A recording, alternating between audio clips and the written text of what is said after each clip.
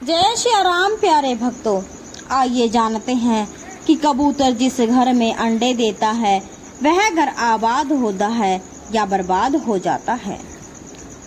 आइए कथा के माध्यम से आपको बताते हैं। भगवान श्री कृष्ण कहते हैं, अगर आप लोगों के घर में कबूतर रहते हैं या आपके घर में अंडे देते हैं या फिर आपके घर में बैठकर घुटर घूं घूं बोलते हैं तो इसके आपके घर में अच्छा होगा या फिर बुरा होगा। इसके आपके घर में गरीबी आएगी या आपके घर का भाग्य खुल जाएगा। आखिर क्या होगा? भगवान श्री कृष्ण कहते हैं कि मैं आप लोगों को एक कहानी सुनाता हूँ। इस कहानी को तुम ध्यान से सुनो। एक बार की बात है, एक गांव में एक किसान और उसकी पत्नी रहते थे। उन दोनों पति पत्नी में एक बच्चा था जो बहुत ही छोटा था और उन दोनों पति पत्नी के घर में एक कबूतर का जोड़ा भी रहता था। किसान की पत्नी नास्तिक थी, वह कबूतरों से बहुत नफरत करती थी और किसान सभी पक्षियों से बहुत ही प्रेम करता था। किसान रोज प्रातःकाल उठकर उन कबूतरों के लिए दाना डाल देता था और पानी की व्यवस्था करता था। लेकिन किसान की पत्नी कबूतरों से नफरत करती थी, इस वजह से वह किसान से रोज झगड़ा करती रहती थी। किसान की पत्नी बोलती थी कि आप इन कबूतरों को दाना पानी देते हो जो मुझे बिल्कुल भी पसंद नहीं है। आप इनको दाना पानी देना बंद कर दो। तो किसान अपनी पत्नी से बोलता, हे प्रिय, ये सभी पक्षी तो भगवान ने ही बनाए हैं।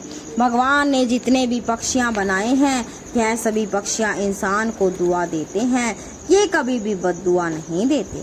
ये मनुष्यों के लिए भगवान से दुआ करते हैं, इसलिए इन पक्षियों की सेवा करना इंसान का फर्ज है। तो तुम भी इनकी सेवा किया करो और इनकी देखभाल करना हर मनुष्य का कर्तव्य है। इनको दाना पानी देना हर मनुष्य का कर्तव्य होता है और जो मनुष्य इन पक्षियों को दाना पानी देता है उनका भाग्य चमक जाता है। इस प्रकार किसान अपनी पत्नी को समझाता, लेकिन उसकी पत्नी पर इन बातों का कोई प्रभाव नहीं पड़ता था। उसका तो रोज का काम था इस बात को लेकर किसान से झगड़ा करना। वह हमेशा बोलती रहती कि कबूतरों को मेरे घर से भगा दो, मेरे घर के आसपास से कबूतर बिल्कुल नहीं आने चाहिए। किसान की पत्नी को सभी पक्षियों से नफरत थी और अपने बच्चे से बहुत प्रेम करती थी। अपने बेटे को भी जान से ज्यादा प्यार करती थी, परंतु पक्षियों से और पक्षियों के बच्चों से नफरत करती थी। किसान अपनी पत्नी को समझाने का बहुत प्रयास करता था, परंतु वह बिल्कुल नहीं समझती। तो एक दिन किसान कुछ काम से बाजार गया था और उसके घर में जो कबूतर और कबूतरी रहते थे वो किसान के घर में अंडे देती थी। तो किसान की पत्नी इस बात को लेकर किसान से झगड़ा करने लगी। वह बोलती है, इन अंडों को यहाँ से दूर फेंक दो। मैं आपको पहले ही बोली थी कि इन कबूतरों को घर में ना रखो, परंतु आप मेरी कोई बात नहीं सुनते हो। अब देखो, इन कबूतरों ने हमारे घर में अंडे दे दिए। इन कबूतरों ने अंडे देकर यहाँ गंदगी फैला दी है। इन्हीं बातों को लेकर किसान की पत्नी अपने पति से कभी भी लड़ाई झगड़ा करती रहती थी, परंतु किसान अपनी पत्नी को कई बार समझाता था कि इन्हें दाना पानी देने में एक दिन इसका परिणाम तुम अपनी आंखों से जरूर देखोगी। एक दिन किसान कुछ काम के लिए शहर गया। शहर में जाने से पहले अपने पत्नी को बोलता है, हे प्रिय, अपने घर में कबूतरों ने अंडे दिए हैं और तुम इन कबूतरों को बिल्कुल भी परेशान नहीं करना। जब तक इनके बच्चे अंडों से बाहर नहीं आ जाते और अपने माता पिता के साथ चले नहीं जाते तब तक इनको बिल्कुल दुख नहीं देना और रोज अपने हाथों से थोड़ा थोड़ा इनको दाना पानी देते रहना, ताकि तुम्हारा ही भी दूसरा जन्म सुधर जाए और तुम्हारा भी भविष्य सुधर जाए। इस प्रकार से किसान अपनी पत्नी को समझाकर शहर को चला गया। तो किसान की पत्नी उन अंडों को तो कुछ नहीं की, लेकिन वह दिन रात इसी सोच में रहती थी कि मेरे घर से इन कबूतरों को कैसे भगाया जाए और इनके अंडों को यहाँ से कैसे और कहाँ फेंकूं। तो किसान के बेटा को अंडों के बारे में पता चल गया कि हमारे घर में कबूतरों ने अंडे दिए हैं। तो किसान का बेटा इस बात का इंतजार करता था कि मेरी माँ घर से कहीं चली जाए और मैं इन अंडों को खोलूं। पिताजी तो बाहर गए ही हैं, परंतु मेरी माँ घर में है। जब मेरी माँ घर से कहीं बाहर चली जाएगी तो मैं इन कबूतरों के अंडों को खोलूंगा। तो फिर थोड़ी देर बाद किसान की पत्नी किसी काम से बाहर चली गई। अब किसान का बेटा कबूतरों के अंडों को खोलने लगा। उसी समय उसकी माँ वापस अपने घर आ जाती है तो घर में वह देखती है कि उसका छोटा सा बच्चा उन कबूतरों के अंडों को हाथ में लिए हुए है। यह देखकर वह बहुत गुस्सा हो गई और अपने बेटे को मारना पीटने लगी और अपने बेटे को डांटने लगी। और जैसे ही किसान की पत्नी अपने बेटे का हाथ पकड़कर खींची तो उसके बेटे का दूसरे हाथ में कबूतर का घोंसला पकड़ा था, वह छूटकर नीचे गिर गया और सारे अंडे फूट गए।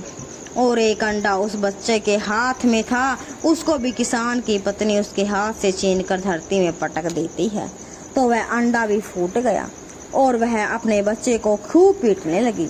फिर कबूतर और कबूतरी किसान के घर आए और अपने अंडों को फूटा हुआ देखा तो वो बहुत दुखी हुए और बहुत चिंतित हुए। उनकी आंखों से आंसू बहने लगे और वे कबूतर कबूतरी रोने लगे, परंतु वो तो पक्षी हैं, अब करे तो क्या करे। तो फिर उसी समय किसान भी शहर से वापस आ गया और किसान देखता है कि उसका छोटा सा बच्चा जोर जोर से रो रहा है। यह देखकर किसान अपने बच्चे के पास गया और बच्चे से पूछा कि बेटा क्या हो गया, जो तुम रो रहे हो। तो वह किसान के बच्चे कुछ नहीं बोला और रोता रहा। फिर किसान जल्दी अपनी पत्नी के पास गया और अपनी पत्नी से पूछा कि बच्चा क्यों रो रहा है। तो उसकी पत्नी किसान से बोली कि मैं आपको पहले ही बोलती थी कि इन कबूतरों को घर में ना रखो। आज देखो हमारे बच्चे ने कबूतरों के अंडों को पकड़ लिया, इसलिए मैं बच्चे को मारी हूँ, इसलिए यह रो रहा है। किसान जब कबूतरों के अंडों के पास गया तो वह देखा कि कबूतर के पूरे अंडे फूटे हुए हैं। यह देखकर वह बहुत दुखी हो गया और फिर से अपनी पत्नी के पास गया और अपनी पत्नी से बोला कि तुम कबूतर के पूरे अंडे फोड़ दियो, अब कबूतर हमें जरूर बद्दुआ देंगे और हमको इसका भुगतान जरूर भुगतना होगा। फिर इस बात पर यही खत्म नहीं हुई। अब कुछ समय बीत गया और कुछ समय बीतने के बाद किसान फिर से पूरी काम के लिए शहर चला गया। तो किसान शहर को गया, उसका लड़का अचानक बीमार हो गया। अब किसान की पत्नी अपने बच्चे को इधर उधर लेकर घूमती थी और इलाज करवाती थी। वह सोचने लगती है कि कल मेरा बच्चा बिल्कुल स्वस्थ था, इसके शरीर में कोई बीमारी नहीं थी, परंतु आज अचानक लड़का बीमार हो गया है। किसान की पत्नी अपने लड़के को बड़े बड़े विद्वानों से इलाज कराती है, परंतु लड़का को जरा भी फर्क नहीं रह पड़ा और बच्चे की बीमारी जरा भी ठीक नहीं हो रही है और धीरे धीरे बीमारी बढ़ती जा रही है। किसान की पत्नी बहुत दुखी होती है और रोने लगी और बोली, मेरा एक ही बेटा है और यदि इसको कुछ हो जाएगा तो हम क्या करेंगे। किसान के बेटे की हालत बहुत खराब हो गई, उसके बचने की कोई संभावना नहीं रही। तो किसान की पत्नी भगवान के मंदिर में जाकर भगवान से दुआ करती थी और भगवान, हे प्रभु मेरा एक ही बेटा है, इसको बचा लो। फिर किसान भी शहर से वापस आ गया और किसान आकर के अपने बच्चे को देखा और अपनी पत्नी से बोला, मैं तुमको पहले ही बोलता था कि कभी भी कोई पक्षियों की बद्दुआ मत लो और जीव जंतुओं को सताना नहीं चाहिए। जो हमको भोगना पड़ रहा है यह उसी का फल है। तुम कबूतर के पूरे अंडों को फोड़ दिया, यह उसी का फल है।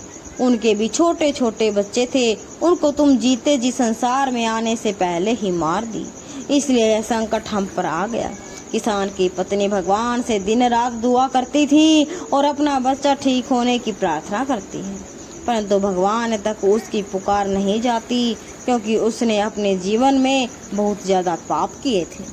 नहीं पता वह कितने ही कबूतरों के अंडे फोड़े थे, ना जाने कितने कबूतरों को अपने घर से मार पीट कर बेघर किया था।